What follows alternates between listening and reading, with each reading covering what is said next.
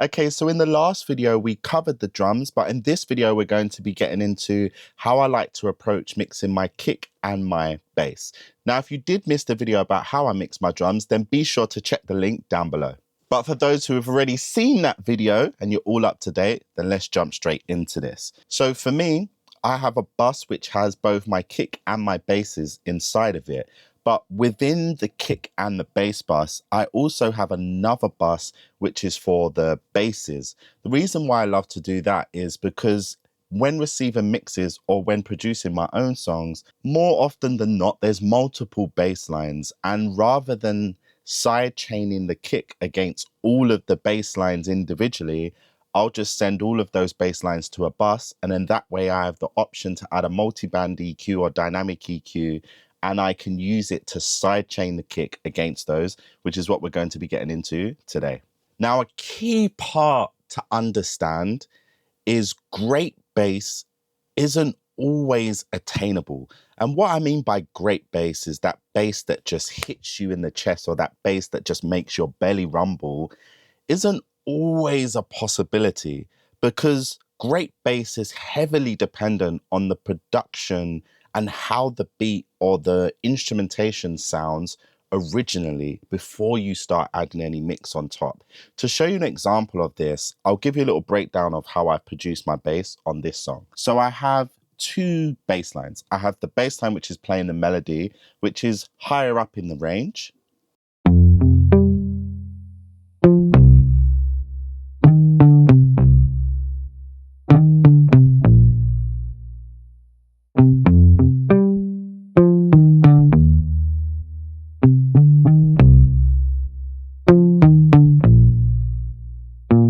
Now, when that bass hits the lower ranges, you get a feeling of low end, but there isn't that full low end. So in order to exaggerate and to accentuate those low hits, I then added a sub bass just underneath to accent certain phrases.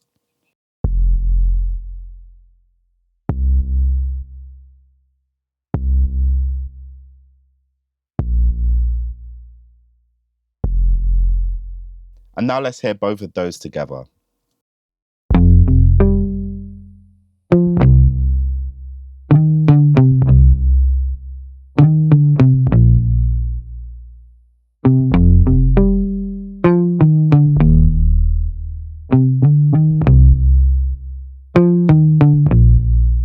Now, the chances are, if I didn't break that down for you, you might not have even noticed that within the full production. But I show you this to just showcase that whatever raw materials you have will heavily affect the outcome and the quality of your low end in your production or in the song that you're mixing. So what I'm going to do now is I'm going to play you the same section of music, but with the sub bass muted and then with the sub bass engaged, just so you can hear the difference that that's actually adding.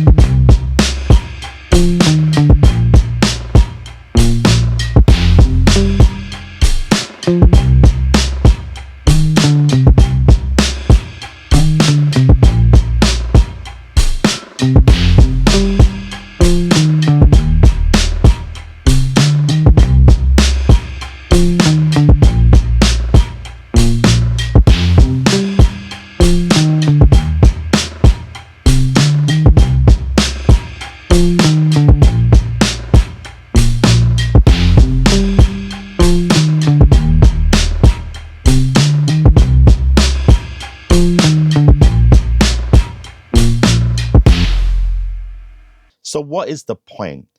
There's no amount of mixing that can make up for sounds that simply don't exist, for frequencies that simply don't exist. Now, of course, you can try messing with things like sub bass, synthesizers that detect the sound and add a sub bass note underneath, but those things get very messy very quickly. The best way to get great bass is to just produce and write great bass. So if you're finding any of this helpful, a simple way that you can support me and support my channel, just hit the like button and drop me a comment down below. So just to show you what I'm doing with the live sounding bass, I'm just adding a little bit of excitement with Neutron in order to help it to pop out a little bit. Neutron I find is really great for this because you have the option to create multiple bands. It also just sounds great. It's easy to use. And if I need to do any EQ or compression or transient shaping or even gating, I have the option to do all of those things within the same plugin. And on top of that, I can also very easily control the width of the sound as well and the pan, input, output volume. It's just a really quick one-stop shop to make loads of broad decisions. But let's listen to this saturation. So I'll take it all the way down and then I'll slowly bring it in so you can hear what it's doing.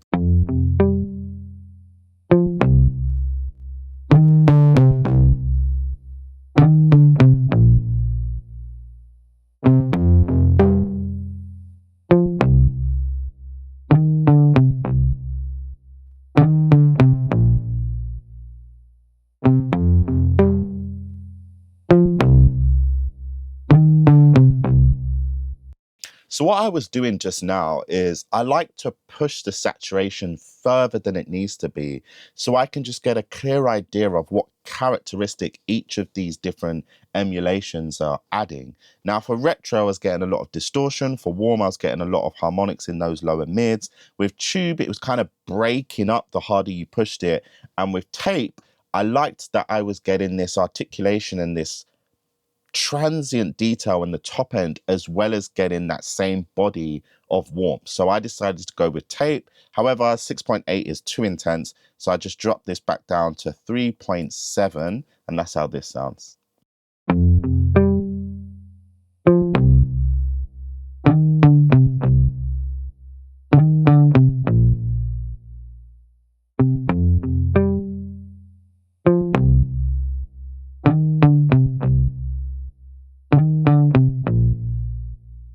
So even though I'm showing this to you in solo, the only reason I'm doing that is so that you can hear clearly what's happening. However, I actually strongly advise against making any of these decisions in solo.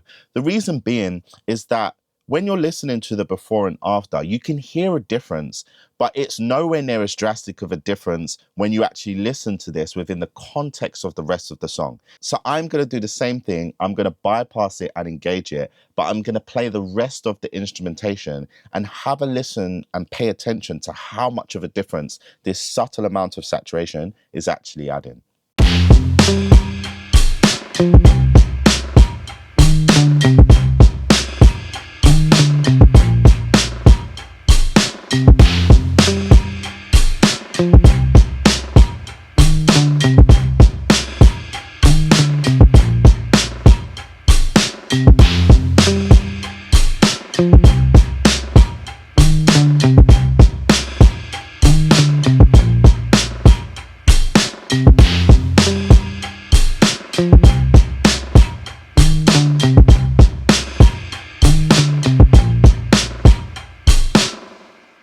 So it's a way bigger difference, right, than what it was when we was listening in solo. And this is a very important point to make. When you're mixing and doing addictive EQ and saturation and making things fit together, make sure to listen within the context of the rest of the music. Because ultimately, any decision you're making or any change that you're making to that sound is to help it to fit within the context of the rest of the music. So how could you possibly make those decisions whilst listening to it solo? Now, just a point to add in here, if you are making more corrective decisions like trying to get rid of hum or trying to get rid of issues like resonant frequencies that are not meant to be there or that are really irritating, then doing that in solo is really helpful. But if it's not that, make sure you're not soloing, make sure you make these decisions within the context of the full mix. So now that we've got that out of the way, it feels okay, but I want that kick drum to have more definition. So the first thing I'm going to do is I'm going to add a multi-band dynamic EQ. Now I'm using Fuser, but I also have Trackspacer and Soothe too, and I'll be sure to show you the same technique with those as well. And then we'll do a little comparison to see how they sound, and you can let me know in the comments which one sounds better. So first thing I'm going to do is I'm going to set my kick drum to trigger this. So the kick drum I'm using is the DR55 kick. The reason being is even though I have these layers of this kick drum, the one that has the real low end in it that's going to compete with the bass is this kick. So I'll take that kick, I'll set it as a side chain, and then what you can do with this plugin, which is incredible, is as it's playing through, it will actually detect where the clashes are. Then you can just hit resolve conflicts, and then it will actually just dip the frequency that's clashing in the bass with the kick by itself.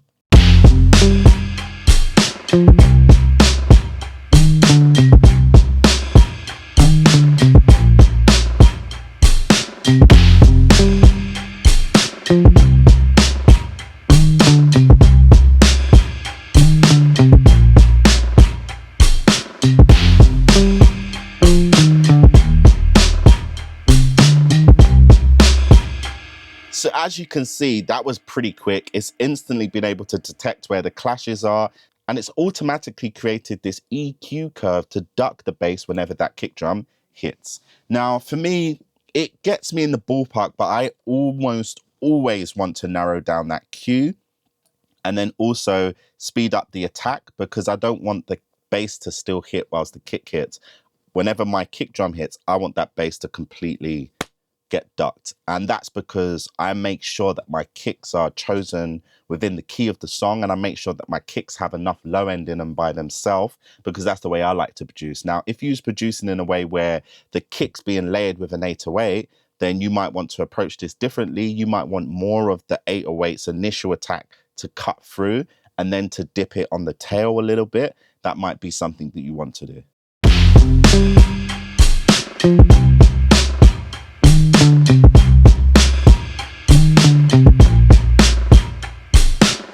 So already that kick's feeling like it's got more punch to it. Now, you might be noticing I'm not actually doing any addictive EQ.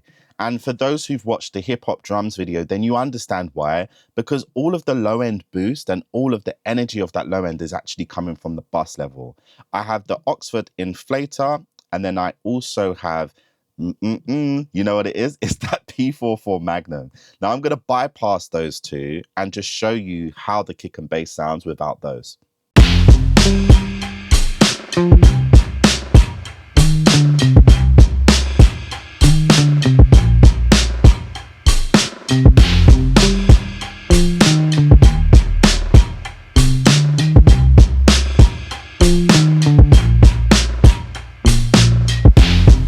So you notice it already sounds neat, it sounds tidy.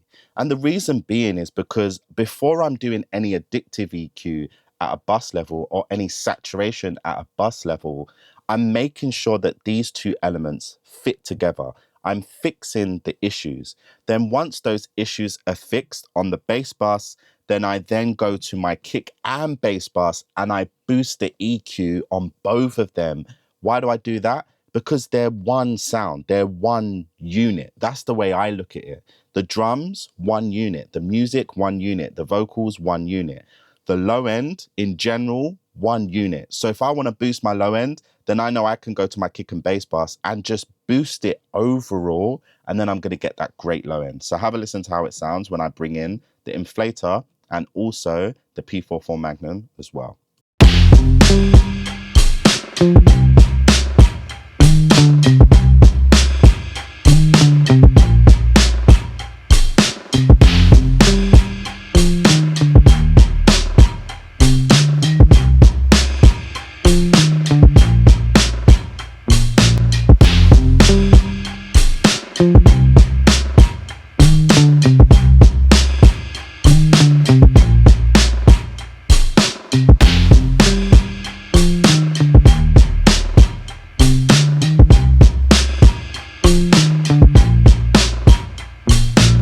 Now, not all dynamic EQs are built equally, because the fuser actually does have some additional features on it which make it incredible. If you hit this button, it will automatically detect the phase relationship between the kick and bass and make adjustments. And sometimes this can deal with the masking issues by itself. So I'll showcase you how that sounds. And if you want to know a detailed explanation of what this is doing, you can pause it and you can just see on the screen what it's doing.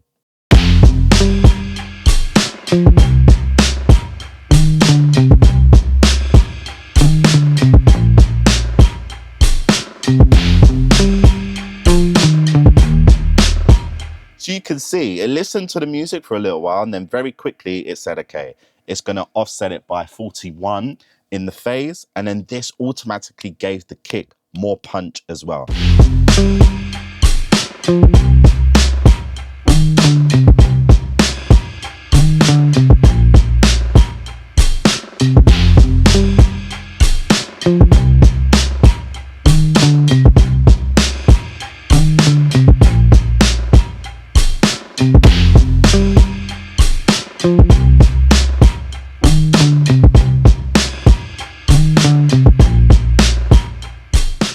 Now, this is an age-old trick. If you ever have recorded live drums before, then you know that by just adjusting the phase, you can get the live drum kit to sound great. So this phase technique, when it comes to drums, we don't find ourselves using it as often within the hip hop community because that kick drum sample, 9 times out of 10, will hit quite consistently every single time. The hi-hat sample will sound consistently the same every single time. But when you're actually working with the kick and the bass, then it can be helpful sometimes to look at the phase because the kick might be consistent, but as the bass changes and as the bass moves from notes to notes, you might have a different phase relationship between that kick and that bass. So I love that this has that built in. Now, we're going to do a little comparison between the Pulsar, the Trackspacer, and the Soothe 2, and I'll also show you how to do the same thing on those plugins as well. With Trackspacer, I'm sure you know how to use this, but very simply, same thing. You can just go to the main kick that you want to use as a side chain and then play it.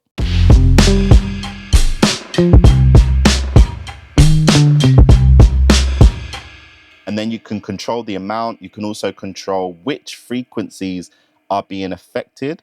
I like to keep it from 120 hertz and below. And it's a very simple reason why I like to do that, because most subwoofers, the crossover point is between 80 hertz or 120 hertz. So I look at it like, well, that's how most car systems are set up. That's how most home theaters are set up as well. So I like to treat it that way so that everything below 80 or 120 hertz is being dipped a little bit. And that's dependent on the kick once again. If the kick has a lot of low end in it, I can get away with that.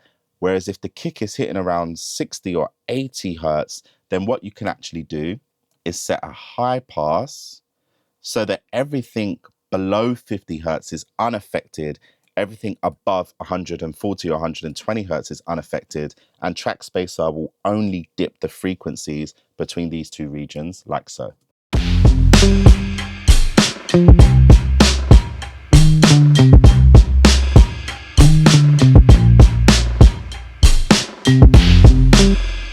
Okay, and now to show you an example of how you can do the same thing with Soothe.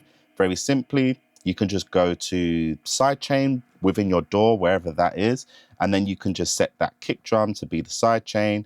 And then with Soothe, it's a little bit more work because you do have to draw out where exactly you want it to hit. And I like to set it to around 60 with Soothe. In general with Soothe, I don't really like how it sounds when the sharpness is higher. Most of the time I keep the sharpness at 0 or at best maybe between 1 and 2. But for something like this, I don't want to be introducing any intricate phase issues because it's trying to cut every single harmonic of the bass line. I want it to just hear the bass as a whole and just duck it in a wide fashion as a whole as well. So I'm going to set that up. Then I'm going to put it to hard. I'm going to set the attack to fast. So it's just clamping down on those frequencies as quick as possible. And then when you hit play,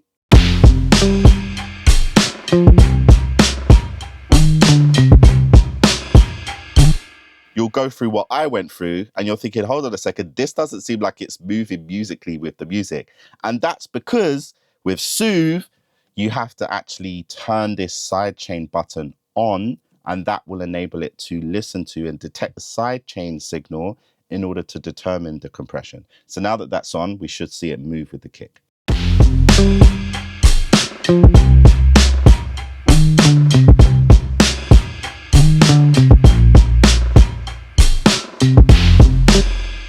So very, very simple. For me, I don't really attack kick and bass relationship with loads of EQ, I think of my EQ as I'm choosing my samples. So I'm already thinking, what key am I writing in? Because maybe I started with piano with just a melody. So then I'm thinking, okay, if I'm writing in this key, then what kind of kick do I want? Do I want a kick that hits with weight in the low end, or do I want the kick to hit more in the upper mids and have more presence there? What is the kick choice that I'm going for? And then with the bass, once again, I'll play the bass whilst the kick is hitting, and very quickly I might be like, this bass just doesn't fit with that kick. So I'll just change the bass line.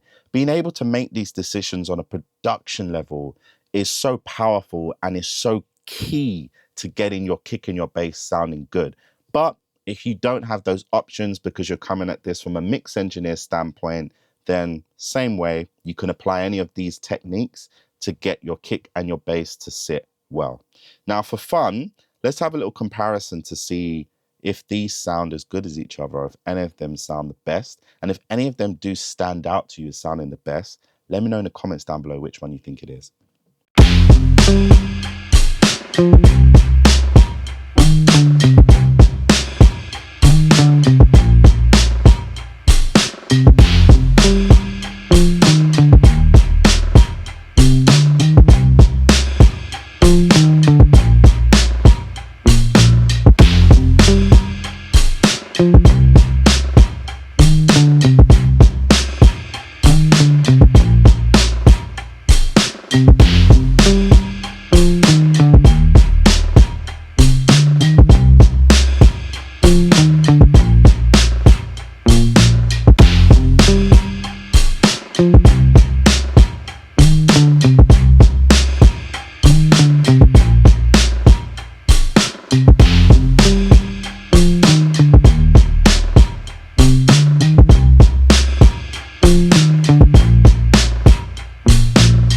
So my name's Alex Elliott. If you like this kind of content, be sure to hit the like button and subscribe. And if you're curious about how that full beat ended up sounding, then check the link down below. And I look forward to seeing you all next time.